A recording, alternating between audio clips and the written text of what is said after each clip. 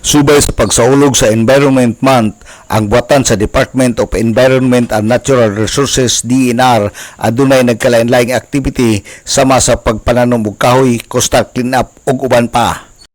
Sa pakighinabi sa DXDD News Team ni Ma'am Elizabeth Gran, ang OIC Community Environment and Natural Resources nga aduna sila'y pagpananom og mga kahoy atol niining bulana nga gisaulog ang Environment Month.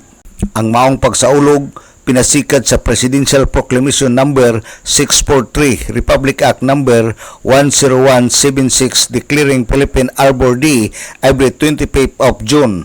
Ang maong selebrasyon nagpunting sa kinatibuk ang responsibilidad sa pagprotektar sa atong kinaiyahan, ilabi na sa atong kabukiran o sa atong biodiversity pinaagi sa pagkandak og tree planting activity. Ang kasagarahan yun na daplin sa dalan kay aron makahatag ni glandong o diri po daplin sa atong mga creeks or rivers para makaprotektar kini sa ato ang mga sa rivers or creeks para ma-prevent ang soil erosion.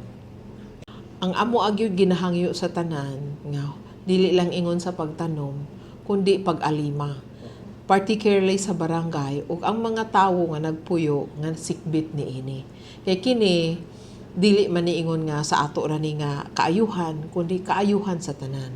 Kay kung wala tay itanom daplin sa atong mga creeks, rivers, ang tendency ani og naay dako kayo nga bunog kana ang mabanlas. So kung mabanlas ng yuta, mopaingon sa dagat.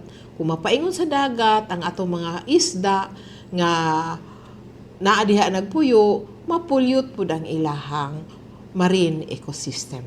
Sa nakalabay nga Hunyo 5 gisaulog usab ang World Environment Day ug ang ilang buhatan nagpahigayon og tree planting activities sa Barangay Kalabayan o gisalmutan sa katawhan sa barangay, mga barangay official sa Barangay Kalabayan ug sa mga private sector ug adunay nagkalain-laing klase sa kahoy sama sa mahogany, fruit trees ug uban pa nga diha kini gitisok sa daplin sa dalan ug sa palibot sa suba aron pagprotektar sa soil erosion.